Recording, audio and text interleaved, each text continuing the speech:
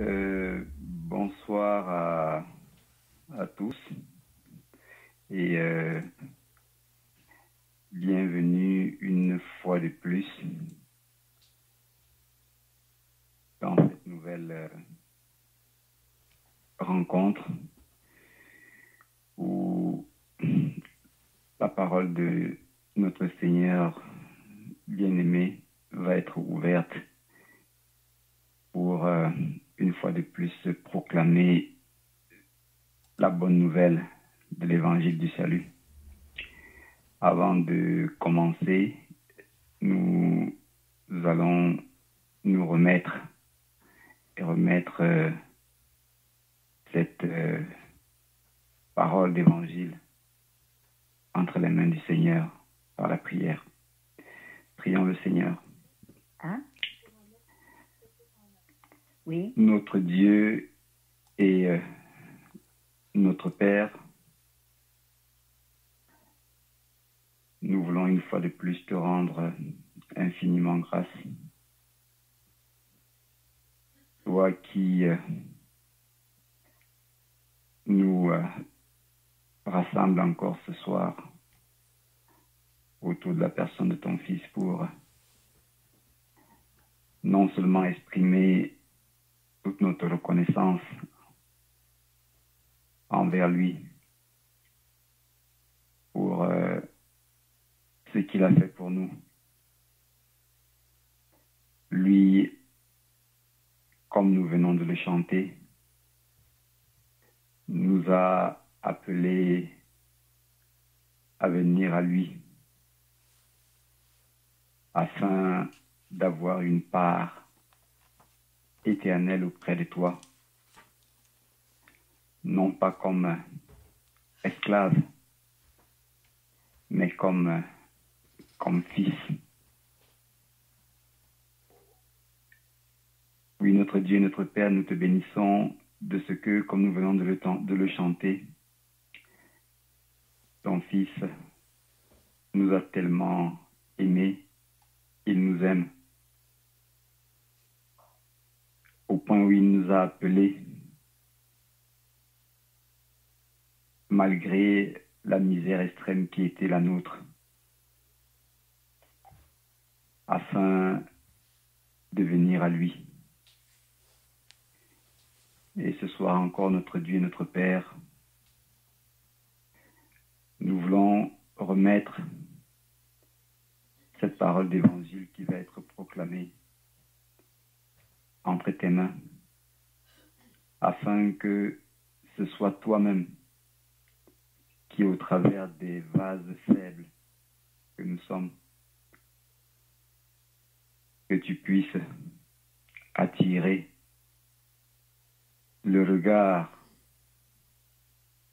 de tous ceux que tu appelles de nouveau à venir à toi ce soir, afin d'être sauvés et d'avoir également part à la vie éternelle que tu as réservée au Dieu depuis dès avant la fondation du monde, à tous ceux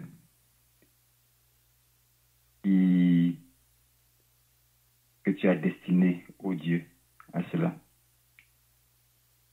Oui, notre Père et notre Dieu, nous te remettons dans toutes choses et nous prions afin que la parole qui va être proclamée puisse sortir et revenir après avoir parfaitement atteint son but. Béni sois-tu, ô Dieu, et que ton nom soit élevé, que le nom de ton Fils, notre Seigneur Jésus-Christ, soit également parfaitement glorifié une fois de plus ce soir, au travers de ta parole qui va être proclamée. C'est en son nom précieux que nous prions. Amen.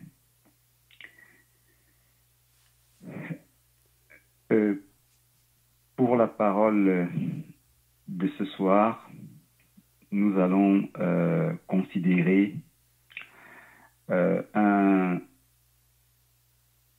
passage dans l'évangile de Luc au chapitre 15. Je crois que nous allons lire ce sera une très longue lecture. Je préfère qu'on lise toute l'histoire de façon à ce que l'on puisse faire le lien tout au long de la présentation qui va être faite. Dans Luc au chapitre 15 à partir du verset 1. Tous les publicains et les gens de mauvaise vie s'approchaient de Jésus pour l'entendre.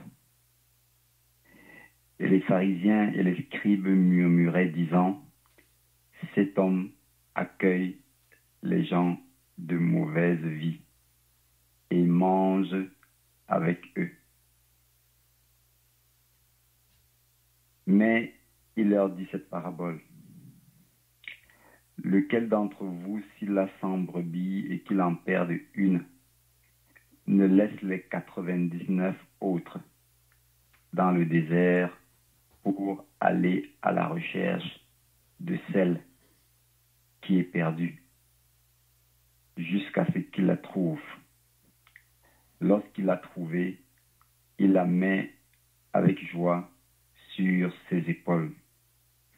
Et de retour à la maison, il appelle ses amis et ses voisins et leur dit, « Réjouissez-vous avec moi, car j'ai trouvé ma brebis qui était perdue. » De même, je vous le dis, il y aura plus de joie dans le ciel pour un seul pécheur qui se repent que pour 99 justes qui n'ont pas besoin de repentance.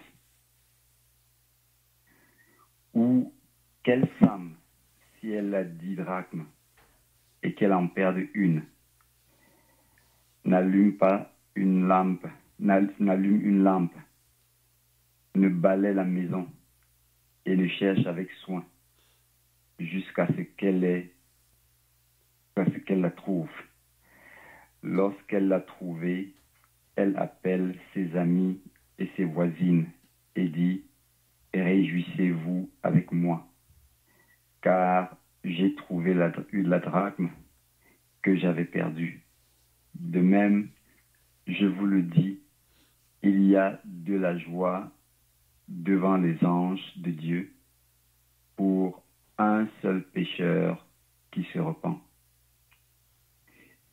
Il dit encore, un homme avait 2 fils. Le plus jeune dit à son père, « Mon père, donne-moi la part de bien qui doit me revenir. » Et le père leur partagea son bien. Peu de jours après, le plus jeune fils ayant tout ramassé partit vers un pays éloigné. Et il dissipa son bien en vivant dans la débauche. Lorsqu'il l'eut dépensé, une grande famine survint dans ce pays. Et il commença à se trouver dans le besoin. Il alla se mettre au service d'un des habitants du pays, qui l'envoya dans ses champs garder les pourceaux. Il aurait bien voulu se rassasier des carouches que mangeaient les pourceaux, mais personne ne lui en donnait.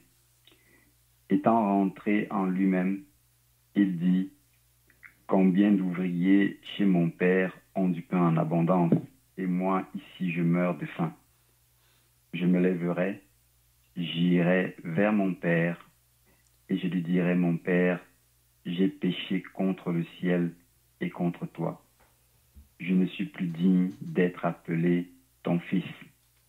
Traite-moi comme l'un de tes ouvriers. » Et il se leva et alla vers son père. Comme il était encore loin, son père le vit et fut ému de compassion. Il courut se jeter à son cou et l'embrassa. Le fils lui dit, « Mon père, j'ai péché contre le ciel et contre toi. Je ne suis plus digne d'être appelé ton fils. » Mais le père dit à ses serviteurs, « Apportez vite la plus belle robe et revêtez-le. Mettez-lui un anneau au doigt et des souliers aux pieds. Amenez le veau gras et tuez-le. mangeons et réjouissons-nous, car mon fils que voici était mort et il est revenu à la vie.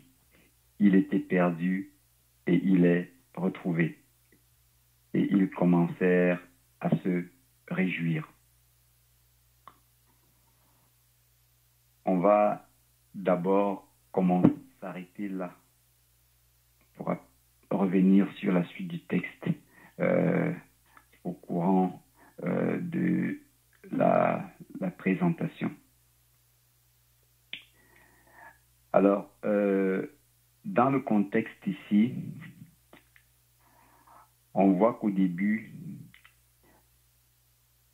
il y a des personnes, c'est-à-dire des publicains et des gens de mauvaise vie, qui s'approchent de Jésus pour l'entendre. Et les pharisiens et les scribes murmurent en disant, cet homme, c'est-à-dire le Seigneur Jésus, accueille des gens de mauvaise vie et mange avec eux. Ça, c'était comme ça que les pharisiens et les scribes voyaient les personnes avec lesquelles le Seigneur se trouvait, donc en compagnie desquelles le Seigneur était. Pour les pharisiens et les scribes, c'étaient des gens de mauvaise vie. Et d'après eux, le Seigneur qui était le symbole de la pureté, qui était la pureté même, ne devait pas s'approcher de telles personnes. Évidemment, en Israël à cette époque, les pharisiens ou le juif pieux ne devait pas s'approcher de quelqu'un qui était souillé, de quelqu'un qui menait une mauvaise vie, de peur d'être souillé par le péché de cette personne. Évidemment, ça c'était le regard que les pharisiens et les scribes portaient vis-à-vis de ces personnes. Alors le Seigneur, qui connaît très bien les pensées du cœur de l'homme, va utiliser 3 paraboles dans le but de leur montrer la relation qu'il y avait entre lui et ces personnes que les pharisiens et les scribes qualifiaient de gens de mauvaise vie. Alors, dans un premier temps, il va parler de la parabole de la brebis perdue.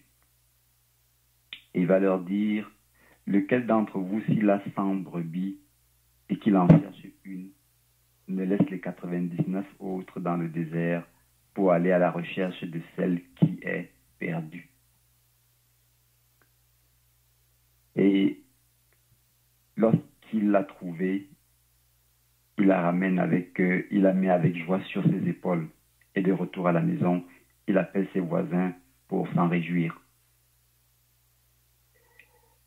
Donc ici, pour répondre aux pharisiens et aux scribes, le Seigneur commence par leur montrer que pour lui, les personnes que les pharisiens qualifiaient de gens de mauvaise vie faisaient tout simplement partie de ses brebis, de son troupeau à lui, qui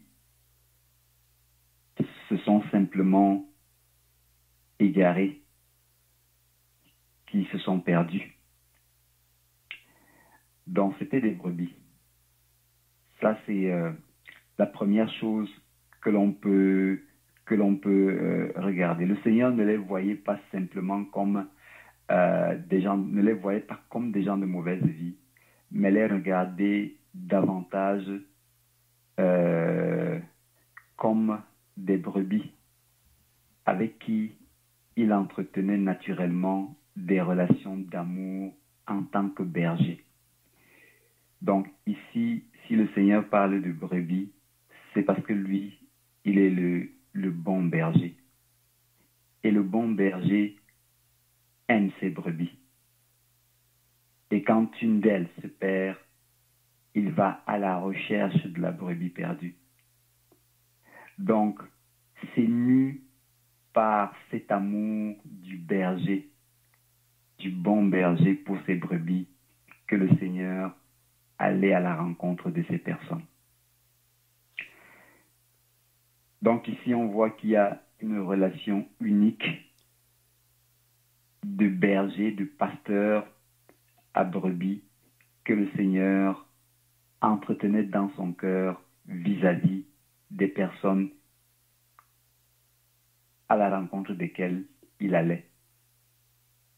Et on lit dans la parole de Dieu aussi que le Seigneur était venu chercher et sauver ce qui était perdu. Ça, c'est dans Luc 19, au chapitre 19, verset 10. Le Seigneur était venu chercher et sauver ce qui était perdu. Ce qui justifiait le fait qu'il allait à la rencontre de ceux qui étaient perdus. Un peu comme ce soir, quand vous écoutez cette parole d'évangile, c'est toujours le Seigneur qui s'invite dans votre vie, si vous n'êtes pas encore sauvé, pour venir à votre rencontre comme brebis, afin de vous ramener dans sa bergerie. Donc, la première chose qu'on peut relever ici, c'est une relation unique d'amour qui lie le berger à ses brebis. Et non, comme les pharisiens se l'imaginaient, une relation d'une personne pure vis-à-vis d'une personne souillée. On aurait pu dire ça comme ça, mais le Seigneur, il nous regarde davantage avec un cœur plein d'amour, en dépit de ce que nous sommes réellement. N'oubliez pas que la parole de Dieu dit que le Seigneur est mort quand nous étions encore dans nos pécheurs. Il est mort pour nous. Il n'a pas attendu que nous soyons purs pour mourir pour nous à la croix. Il est mort tandis que nous étions encore dans nos péchés. Ça, c'est la première chose qu'on peut relever en relation avec la brebis perdue. La deuxième chose que les pharisiens et les scribes n'avaient pas pu discerner du haut de leur orgueil, du haut de leur sentiment de propre justice, eux qui se voyaient justes, eux qui se voyaient plus justes à leurs yeux que les personnes vers lesquelles le Seigneur allait. C'est la deuxième parabole qui va nous parler de cet autre aspect de la relation entre le Seigneur Jésus et les personnes vers lesquelles il se tournait. Alors ici, on nous dit, ou quelle femme, si elle a 10 drachmes, ou qu'elle en perde une, n'allume une lampe, ne balaie la maison et ne cherche avec soin jusqu'à ce qu'elle la trouve. Lorsqu'elle a trouvé, elle appelle ses amis et ses voisines et dit « Réjouissez-vous avec moi, mais j'ai trouvé la drachme que j'avais perdue. » Alors, pour bien comprendre le sens, je vais dire, spirituel un peu de cette parabole, il faut se poser la question de savoir c'est quoi une drachme. La drachme était l'équivalent grec du denier romain. Et un denier était, chez les Romains, l'équivalent du salaire journalier d'un travailleur. Donc, en d'autres termes, quand quelqu'un travaillait pour un maître, pour une journée, il touchait un denier. On pourrait peut-être dire qu'aujourd'hui, ce serait l'équivalent du salaire minimum. On dit par exemple que le salaire minimum, c'est quelque chose à l'heure. Mais il faut donc voir ça maintenant, étendre ça sur une journée. Donc multiplier le salaire horaire par le nombre de temps qu'on travaille en une journée, pour voir à peu près à quoi ça équivaudrait aujourd'hui. Donc, c'était dans le salaire journalier. Et un drachme, c'était une pièce de monnaie. Une drachme, c'était une pièce de monnaie. Un peu comme un denier qui était aussi une pièce de monnaie, qui équivalait au salaire journalier. Et généralement, une pièce de monnaie représente a une valeur. Donc, quand on dit un denier, ça veut dire que c'est une pièce de monnaie qui représente une valeur d'un denier.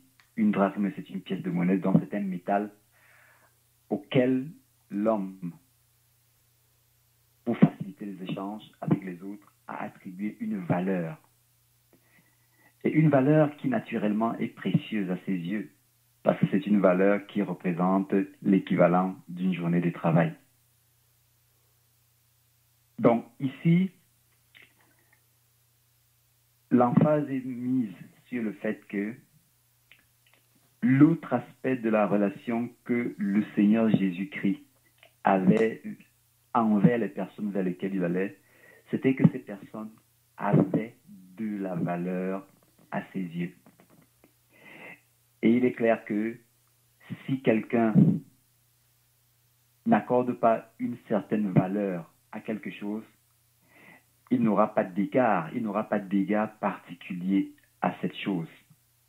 Il ne s'en souciera pas même si cette chose se perd. Or ici, on voit très bien que la femme, quand elle perd cette drame, quand elle perd la drachme, auquel elle accorde une valeur, elle va la chercher. Elle utilise une lampe. Elle allume une lampe pour éclairer l'endroit obscur, certainement, où la lampe, où la drachme s'est perdue. Donc elle va à la rencontre, elle va chercher cette drachme. Donc, le Seigneur Jésus-Christ allait vers ces personnes parce que ces personnes avaient une valeur inestimable à ses yeux. C'était des personnes qui potentiellement étaient des brebis et qui devaient habiter dans sa bergerie et qui avaient une valeur inestimable à leurs yeux. Donc, toi également aujourd'hui qui écoutes ce message de l'Évangile et qui n'est pas encore sauvé, qui n'a pas encore fait la paix avec ton Dieu, sache que non seulement tu es une brebis pour le Seigneur Jésus qui vient à ta rencontre, mais sache également que tu as une grande valeur à ses yeux. Un peu comme toutes les personnes qui, par la grâce de Dieu, ont été sauvées parce que elles étaient les brebis du Seigneur qui s'étaient égarées et parce qu'elles avaient une grande valeur aux yeux du Seigneur qui est venu un jour à leur rencontre, parler à leur cœur, afin qu'ils se repentent pour avoir part à la vie éternelle. Donc la deuxième chose, c'est donc cette relation qu'il y a entre quelqu'un qui possède quelque chose et cette chose qui a une grande valeur à ses yeux.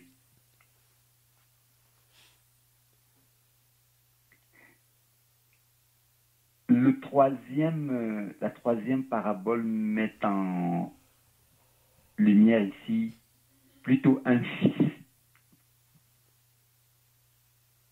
qui lui va s'éloigner de la présence de son père en réclamant sa part d'héritage et en allant le dilapider avec des prostituées, en menant une vie de débauche, jusqu'à ce qu'il se retrouve dans une situation extrêmement difficile. Évidemment, ici, on le voit tout de suite, il y a une relation de père et de fils qui s'établit, qui existe au début entre le père et le fils. Mais cette relation va se détériorer à cause de l'éloignement du jeune fils qui demande sa part d'héritage, que le père ne lui refuse pas. Le père lui donne sa part d'héritage. Mais il s'en va loin de la présence de son père. Et loin de la présence de son père, il va donc poser des actes qui vont l'amener à regretter pourquoi il a quitté la maison de son père. Car il va se retrouver dans une situation où il va être amené à manger la nourriture que des animaux impurs auraient dû manger, que des animaux qui étaient qualifiés d'impurs, un peu comme les pourceaux auraient dû manger. Et là, il va être pris de remords et va se souvenir de tout le trésor qu'il avait dans la maison de son père. Il va se souvenir de tout le confort qu'il avait auprès de son père. Il va se souvenir de toute la paix qu'il avait auprès de son père. Et là, jugé par sa conscience, il va poser l'acte qui va l'amener à faire marche arrière. Et cet acte-là, c'est un acte de repentance. Il va regretter son acte. Il va dire, j'ai péché contre le ciel et contre mon père.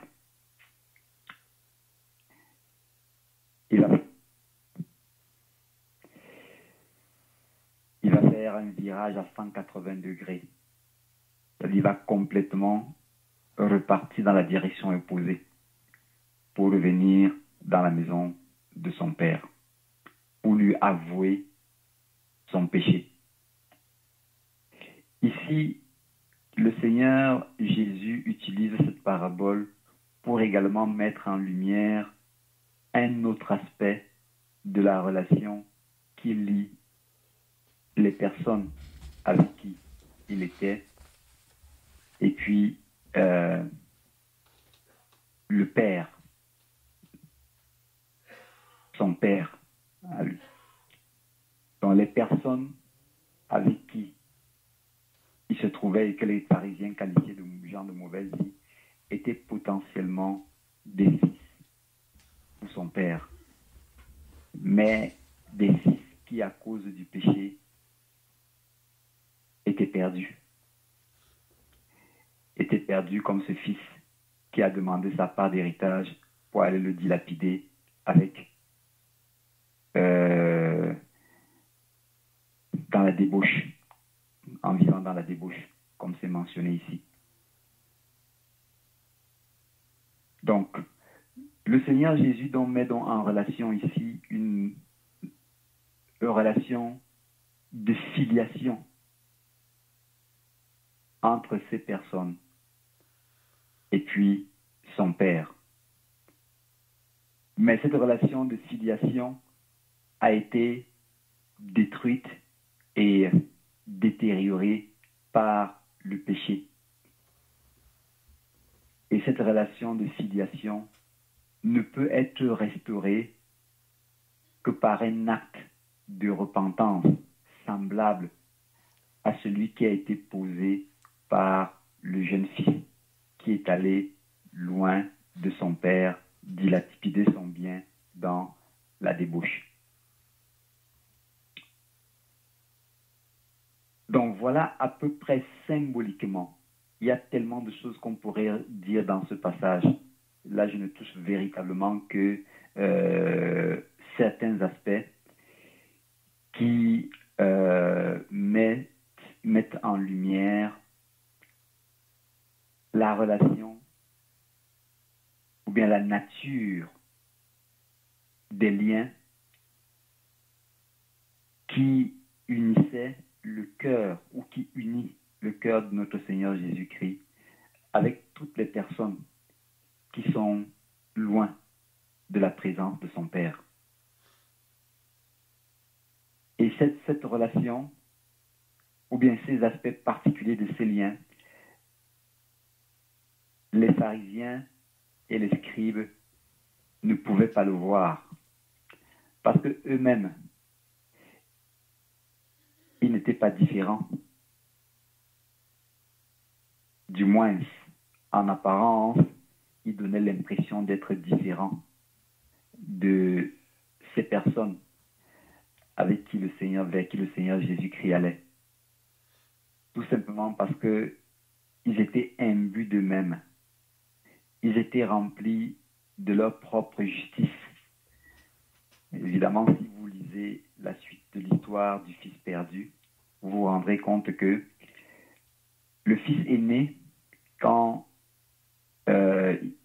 il voit le père organiser tuer le veau gras pour faire une fête ou célébrer le retour de son fils qui était mort et qui est revenu à la vie, il va se plaindre en disant « Moi, je suis ici tous les jours avec toi et je n'ai jamais transgressé tes ordres, mais jamais tu ne m'as donné un chevreau pour que je me réjouisse avec mes amis. »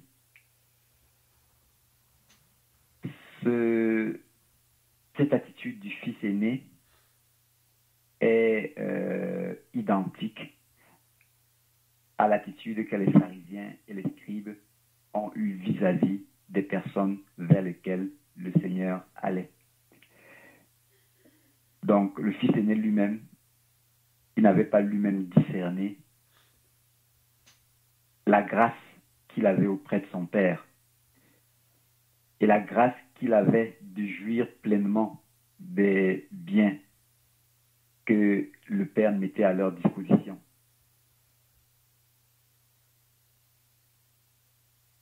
Donc, on le voit très bien. La façon dont les publicains et les pharisiens voyaient ces personnes n'était pas la même que la façon dont le Seigneur voyait ces mêmes personnes. Il y a une autre chose qu'on pourrait aussi remarquer, c'est tout le travail qui est fait par les trois personnes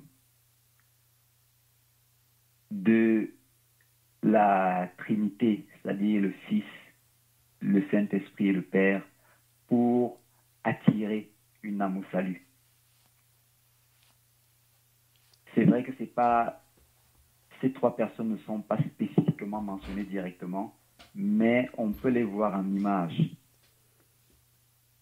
Dans la première parabole où il est parlé de la brebis, on voit très bien que celui qui va à la recherche de la brebis, c'est le berger.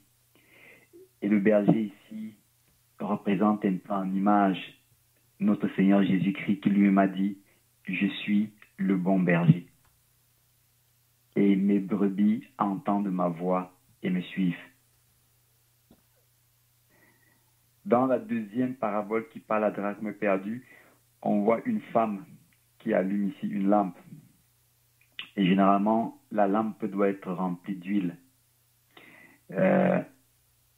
afin de pouvoir briller continuellement et éclairer le monde qui est plein d'obscurité, afin de pouvoir retrouver ces objets de valeur, ces personnes qui ont une valeur aux yeux de Dieu, pour les ramener dans la maison du Père. Et cette huile ici qui remplit la lampe est un peu l'image du Saint-Esprit qui travaille dans le cœur de ceux qui reçoivent la parole de Dieu pour les amener au salut et à la repentance. Et puis, naturellement, le Père représente Dieu le Père qui attend que le Fils et le Saint-Esprit œuvrent ensemble pour ramener dans la bergerie ceux qui sont perdus, les brebis qui sont égarées. Et c'est un peu ce qui se passe ici. Vous voyez, le Père n'est pas allé à la rencontre directement du Fils perdu. Il est resté à la maison et il a attendu patiemment que le travail de son Fils et du Saint-Esprit fassent leur œuvre afin que le cœur du Fils soit brisé, du Fils perdu soit brisé et qu'il revienne à la bergerie. Et je pense que c'est aussi ce qu'il faut voir ce soir à travers ce passage, voir toute la grâce, tout l'amour, toute la compassion, toute la miséricorde que le Père déploie au travers du Fils et au travers du Saint-Esprit, afin que le cœur de celui qui est encore éloigné, qui est perdu, qui n'est pas encore sauvé, soit touché, soit brisé et parvienne à la repentance, dont naturellement au salut. Donc c'est vraiment beau de voir tout ce travail qui est fait ici. Donc, mon cher ami, ma chère amie, toi qui écoutes ce message de l'Évangile ce soir, tu as besoin, comme moi je l'ai réalisé, il y a à peu près 16 ans aujourd'hui, tout l'amour, toute la grâce, toute la bonté que Dieu déploie afin de me sauver. Et comme tous ceux qui sont sauvés et qui écoutent la parole de Dieu ce soir aujourd'hui, nos cœurs sont pleinement reconnaissants et sont remplis de gratitude pour le Seigneur qui a déployé un tel trésor de grâce, de miséricorde et de bonté pour nous sauver, pour attirer nos cœurs à lui. C'est exactement ce qu'il veut pour toi ce soir. Que tu puisses réaliser que pour lui, tu es une brebis avec qui il a une relation particulière. Pour lui, tu es une âme qui a une valeur précieuse à ses yeux. Et pour lui, tu es potentiellement un fils qui doit habiter éternellement dans la maison de son Père. Et c'est beau de voir tout ça. C'est beau de voir comment le Seigneur nous regarde. Contrairement à comment les gens qui sont remplis de leur propre justice nous regardent. Vous savez, il est très rare de trouver sur la terre 99 personnes qui sont réellement justes. Car la parole de Dieu dit, personne n'est juste. Tous ont péché et sont privés de la gloire de Dieu. Mais il est très courant de rencontrer 99 personnes qui se croient justes, mais qui, malheureusement, sont autant perdues que les personnes qu'elles croient perdues. Donc ce soir, le Seigneur veut que tu sois un peu comme le fils perdu, qui a réalisé qu'il était perdu, qui a réalisé qu'il était pauvre, aveugle et nu, loin de la présence de son Père, et qui a désiré retourner vers la présence de son Père et qui s'est repenti de ses péchés, qui a regretté sincèrement d'avoir posé les actes qu'il a posés et qui est revenu à son Dieu. c'est un peu ce que le Seigneur veut pour toi ce soir.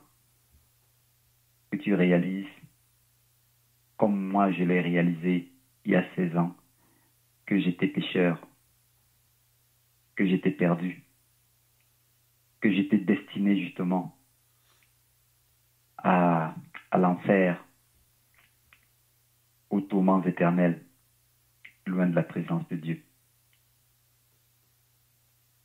Puisse le Seigneur lui-même, dans sa grâce, dans sa fidélité, dans sa bonté, dans sa miséricorde, faire en sorte que cette parole d'évangile, cette bonne nouvelle, puisse toucher ton cœur et puisse te ramener dans la bergerie, dans la maison du Père.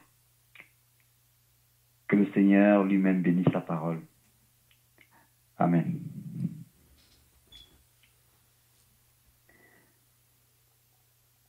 Pour terminer, on va de nouveau prier le Seigneur. Notre Dieu et notre Père,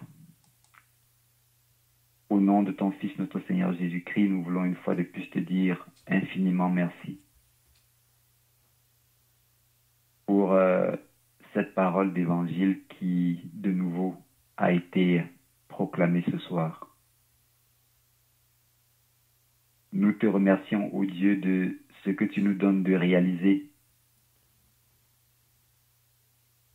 Quel prix nous avons à tes yeux et nous avons aux yeux de ton Fils. Lui qui a accepté de sacrifier sa propre vie, sa précieuse vie, de verser son sang. Lui, l'agneau sans tache. S'il a accepté de mourir à la croix d'une telle mort, c'était parce que nous avions un grand prix à ses yeux. Et notre Dieu et notre Père, nous voulons te supplier afin que ce soir encore, tu donnes à toutes les personnes qui ont écouté cette parole de réaliser à quel point elles ont un grand prix aux yeux de celui qui est mort à la croix pour eux, pour elles. Oui, nous te remercions et nous te bénissons de ce que la question du péché, de la culpabilité liée au péché, a été réglée une fois pour toutes à la croix. De telle sorte qu'aujourd'hui, il nous suffit simplement d'accepter en grâce que le Seigneur l'a fait pour nous, l'a fait pour moi, et de regretter amèrement du fond de notre cœur tout ce que nous avons fait contre toi, et de réaliser que nous sommes péchés au fond de nous-mêmes. Oui, nous voulons te supplier, ô Dieu, afin que dans ta grâce, tu permettes qu'au moins une personne qui a écouté ce soir puisse être touchée par la puissance de ton évangile, par la puissance de ces paroles, qui sont dites à travers les vases faibles que nous sommes. C'est toi qui travailles, ô Dieu. C'est ta puissance qui agit. C'est ta parole qui sauve. Puisse ta parole, ô Dieu, sauver encore une âme ce soir. C'est au nom puissant de ton Fils, notre Seigneur Jésus-Christ, que nous t'avons prié. Amen.